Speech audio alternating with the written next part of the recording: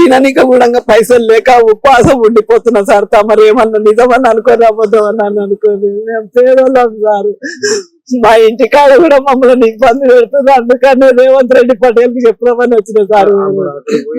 దగ్గర రానిసలేరు సార్. గన్మెన్లే బయటికి నడువని దొబ్బుతున్నారు సార్.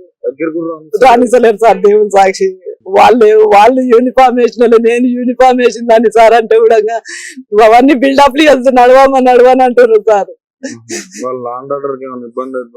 నేను ఏమంటలేను సార్. రెస్పెక్ట్ ఇచ్చే చెప్తున్నా సార్. నేను పేదదాన్ని సార్. నేను హోమ్ గార్డ్ ను సార్ తో కలిసి మా ఊరు పటేలే అడిగి నా ఉద్యోగం ఇస్తాను పటేల్ అన్నందుకే ఇంత దూరం వచ్చిన సార్. కాళ్ళు మొక్కుతాను కూడా కాళ్ళు పట్టుకుంటున్నా సార్. కానీ ఎవరు రెస్పెక్ట్ ఇస్తలేరు. వచ్చిండు సార్. మా ఊరు ఆయన మనము గౌరవించినాం పటేలా. మరి మా పరిస్థితి ఏంటంటే పుష్ప నేను గెలిస్తే నీ ఉద్యోగం నీకు ఇస్తాను, నా ముందర ఏడవకు, మా ఊరి ఆడవిల్ల పిల్లవు పుష్ప అని అన్నారు సార్.